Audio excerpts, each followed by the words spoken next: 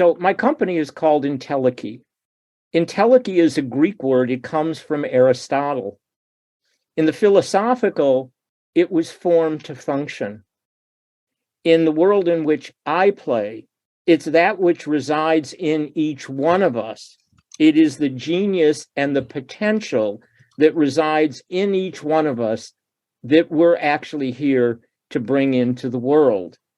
So if you think of an acorn to an oak tree, if you think of a caterpillar that has to shed its outer skin, having no idea that it's about to become a beautiful butterfly, this is the journey that I believe is the one that we're on. And here is the idea of the leader and the genius within. This is my brand, and this will describe what we're looking for. So one of the things I believe is that before we can talk about leadership, who are you as a leader? And so what you're seeing are symbols here. And when we look at this symbol here, which is the head, what you're seeing here are a bunch of neural networks.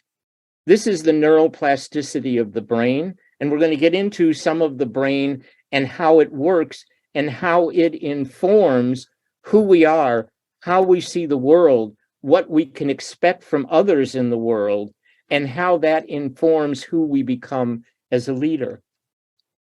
Over here, what we're looking at is a meditative state. It's about being centered. It's about being grounded. It's being in our body.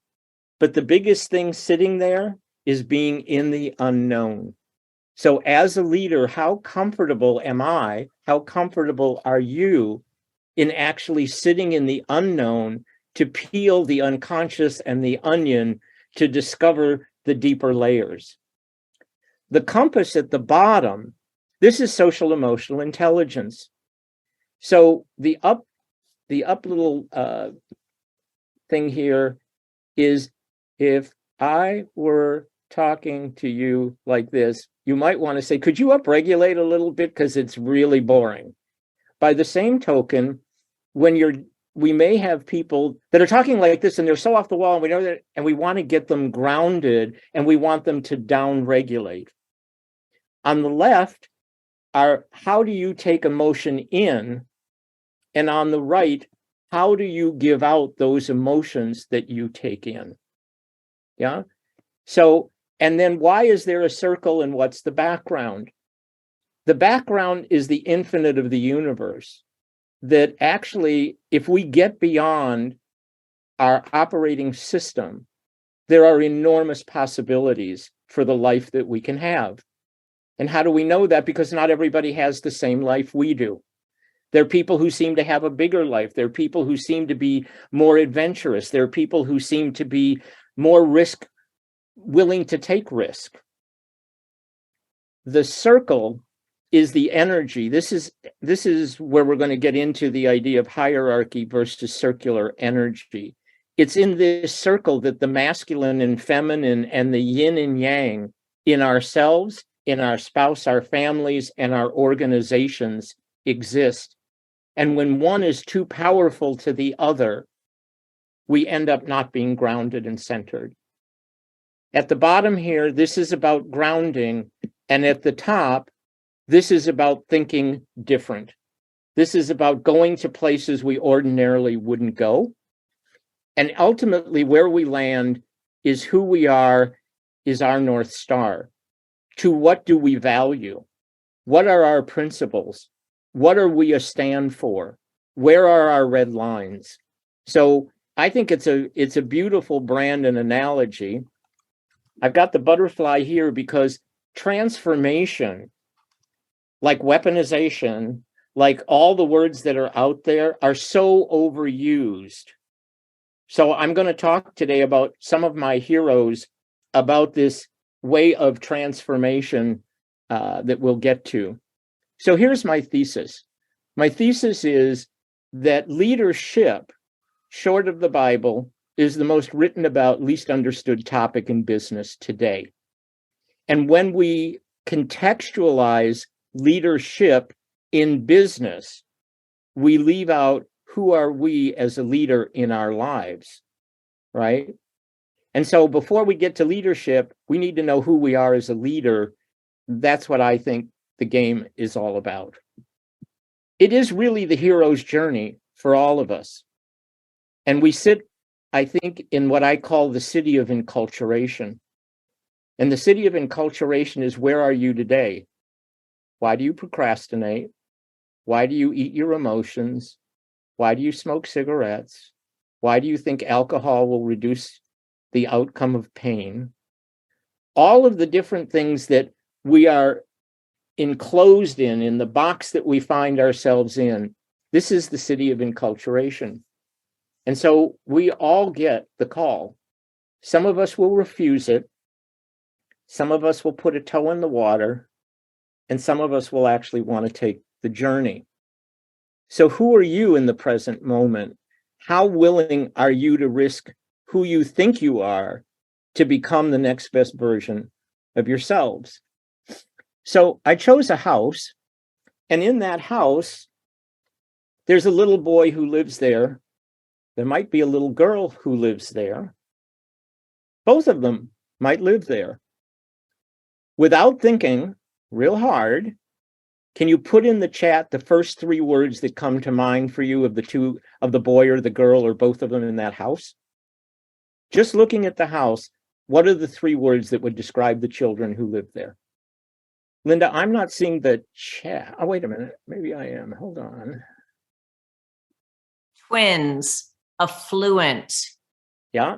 Orderly, adventurous, safe, secure, privileged, educated, safe. Privileged, sad, educated, well-behaved, educated, isolated, entitled, secure, beautiful, privileged. I don't know. English, cared for, home, safe, free, blonde, cared for, safety, promise, opportunity, formal, educated, polite, abundant, American, affluent, educated, unaware, fortunate. So do you all understand that your operating system, without knowing anything other than using your beautiful imagination, came up with those words that are a reflection of how you see the world? So this is the house I grew up in. And so many of those words that you had, you can attribute to me. And yet we never know what goes on behind closed doors.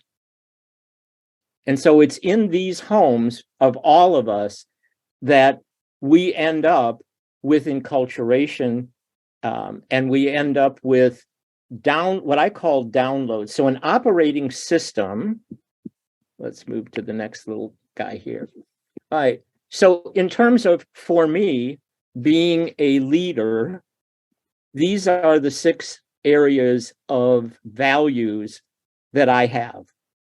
I don't always do them well, but they are top of mind for me in every engagement, in every encounter, in everything that I do. And so as a leader, I can communicate these to others. I can communicate them to my kids. I can communicate them in the community. And I wanted to take out the idea of leadership in business. Being a leader and leadership is contextual. And business is one place where that context exists. In a family is another place where that context exists. In a church, a temple, a religious area, a community, a Lions Club, a Kiwanis Club, everywhere we go, we have an opportunity for leading. So one of the questions I have for everybody to put in the chat today, who's the leader? So me, I am me, all of us. I am probably everyone here, all of the above. We are, I am. That's awesome. Everyone is leading all the time. The question is, to what? So whether you're in a business or you're in a family system, there's lots of different roles and characters. There's the sycophant. There's the obstructor. There's the person that goes like this, yes, I'm in agreement, who absolutely is not. There's the gossiper. There's the person who thinks they should have got the promotion that you got. So there's a whole host of leading that goes on. And so for us, who am I in any given moment is really important to understand not only who I am, but it tells me about my operating system. So why do I think leadership is really difficult to talk about? I don't know how you teach something to which there is no agreement, and to what extent you can measure whether or not you're measuring up. So I just went to Google, and there are 4 C's. There's 3 main types. There's 17 types, 11 principles, 13 leadership styles. There's traits, there's skills.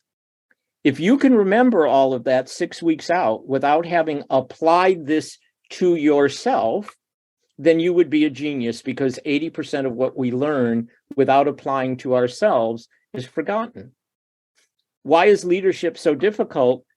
On the left side, transformational, there's conscious leadership, there's heart-centered, there's autocratic, there's transactional, there's charismatic, there's lead with humility. And from MIT yesterday, I got the best one I've ever seen. It's time to go back to human leadership. In other words, we've been inhuman the whole time, and now we need to show up in human leadership. So this is part of my theory. Part of my theory is the reason leadership is so hard to deal with is that the business model of traditional business does not accommodate developing leaders. A hierarchy is a one up, one down. It's a pyramid play. So everybody at the bottom has lots of opportunity. But in the end, when you really go up the pyramid, it becomes a zero-sum game. So either I get to be the CEO or Linda gets to be the CEO. Maybe it's a company where both of us will be. But once we go into that war, we have a whole different thing. Why is it that companies are so not able to develop leaders? So when they go out and they look for a CEO, particularly an enterprise, why is it that it's seemingly so hard to promote from within? It's not a system that allows it. In a family, it's really the same thing. We all have roles, and the whole point of a system is homeostasis. So if you think about your family, in my family, my older brother was the bad boy. That role was taken. I was the good boy. My brother, who was the baby, became the baby, right? And to what extent can I individuate? In other words, to what extent can I have all of the roles in the family? That's the degree to which my family will function without being dysfunctional. And so what happens when we're 40 and mom says, hey, everybody's coming for Thanksgiving, and everybody shows up like they're 14 and they're in their roles and no one really wants to come.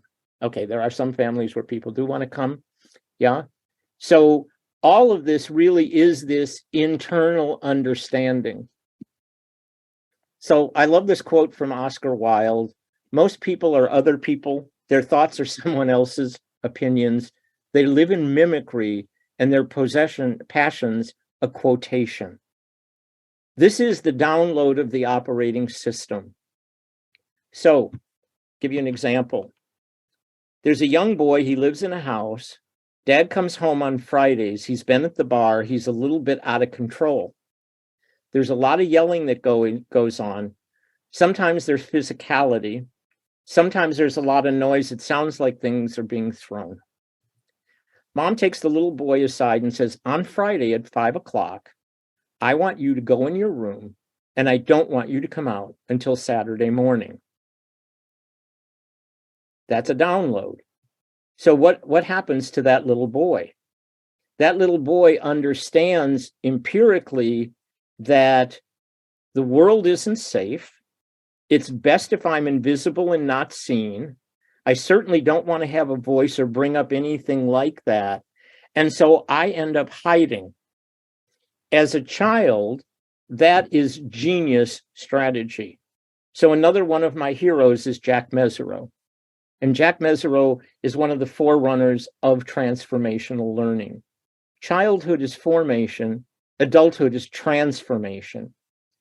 So to the extent that I can understand that experience, When I go to business and I'm 40 years old, I hide. I sit in the back of the room. I don't raise my voice. I'm pretty invisible. I don't want to get yelled at. The world's not a safe and secure place. Yeah. So these are the kinds of things that in our own growth and development, the more we can understand this, the more, and we can identify and bring it to consciousness, this is where we have a choice. Now we have choice in the matter. Does that work for me? It doesn't work for me. So another one of my heroes is Viktor Frankl. And Viktor Frankl basically says between stimulus and response, there's a space. And in that space is a choice. It's in that present moment, in that silent space, that is where our power exists. Does that make sense? Well, if we're going to talk about being a leader, we have to talk about what's the definition. And I've clearly put way too many words on the slide because you're not supposed to do that. So I did it anyway. I don't think most people will have heard a definition like this for a leader, but leaders are people who help others find a new understanding of the meaning of their lives. Leaders do so by revealing what they do, why they do it, or how they live in a different light, much like a photographer or through a different lens as a pathologist would. So for example, if you're a photographer and you have a normal lens, you get to see this much of the space. If I have a wide angle lens, I get to see a whole lot more, and I get to see a whole lot more of possibility. As a result, others see with greater clarity and new opening and possibilities for the future to emerge. It's not seeing with our optic nerve, it's seeing with greater insight and more wisdom. But first, we have to step back. Becoming a more effective leader involves recognizing our filters and blind spots, listening authentically, admitting where we're inauthentic, and accessing what we don't know. In the act of seeing more broadly, we as leaders are freed up to let our outmoded beliefs and ineffective ways of thinking and working. We transcend our beliefs to knowing. We gain wisdom. So how many of us have ever thought or heard, you're too much, you're not enough, you don't matter, you're not worthy, who are you to think that you're that special, right? All of these things are downloads that come into an operating system. And just like in a computer, the operating system can be highly efficient, but if you download viruses, it goes off the rails. It becomes less efficient. It becomes less clean. And so we have a chance to clean the operating system by actually upgrading who we are. So the leader operating system unleashes your genius. If you aren't in the present moment, you're in your familiar past or the predictable future. If you're sad, if you're depressed, if you're angry, a lot of that has to do with events that happened before that you're still carrying that are in the fascia of our bodies. Our bodies actually carry the truth, not our mind. The predictable future is where our anxiety sits. It's where unease sits. It's in the present moment, in that space between those two, where we have a choice to become whoever we want to become.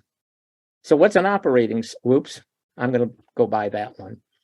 So in terms of how I look at this, this is a crazy slide. I'm not going to spend a lot of time on it, but the game here is the hero's journey, right? This is Bilbo. This is Gandalf and the Ring. This is Harry Potter. This is Star Wars. Every one of these is around this hero's journey. And these are the different heroes who I have worked with in my own development. Unfortunately, I haven't worked with all of them personally because most of them are dead. But it's a wonderful way of not knowing the theory, but actually applying what they said to who I am. So one of the things that Alfred Adler says about birth order is if you're the second child, there's two options. Either you will overtake, well, there's three. You'll overtake the king, who's the first child. You'll submit to that person, or maybe you'll become a peer. But then he goes on to say that the second child, usually in rivalry, is far more independent, far more ambitious, creates rivalry, wants to exceed everybody else. That was my experience in my own family. And so when we look at these different folks and heroes and what they have to say, and we start to apply it to ourselves, we get a much better understanding of who we are and how we can grow. So again, I'm not going to spend time on this. You'll get these slides. Linda will send them to you. I've also put together a 28-page workbook for you to go through a lot of this so that you can start to do kind of your own thing. But the game of the operating system and what I'm up to is alchemy. And we all remember Rumpelstiltskin. And the idea was the gnome man who said, I'll teach you to spin yarn to gold. I want your first child. And she could spin yarn to gold. This is all Jungian psychology here. But in the operating system, our thoughts create our choices. Our choices create our behavior. Our behavior creates our experience. And when we get an emotion tied to an experience, we get a memory. And so we all have tens of thousands of experiences in our life. But if I said to you, tell me 3 of your earliest experiences, every one of you would come up with 3 of them. The only reason you came up with those 3 is they actually impacted you with emotion. I'm going to move. All right, so here's how the operating system works for me. I came up with different ideas of viruses. I'm not lovable. For me, I'm not lovable unless I'm achieving. I'm too much. I'm alone and on my own. I don't matter. I'm not good enough. Okay, well, that doesn't really help me other than I can say I know that. So when you look at your operating system, I put together just one, I'm not good enough. If that's your core belief, there are rules and there are related beliefs. If I'm not okay for who I am, I act aggressively. I have to win. I have to be right. As a leader, that's not a very good outcome for most people who deal with me, right? So if I decide that I'm whole and complete, that I'm absolutely good enough for who I am, if that's now my thought, my choice is, how do I want to work with the other people? And so my own transformation was really being an aggressive kind of warrior guy in business to being, I'm still a warrior, but I don't have to have my sword out and die on it for every little thing that happens in life. And so I'm going to end it there.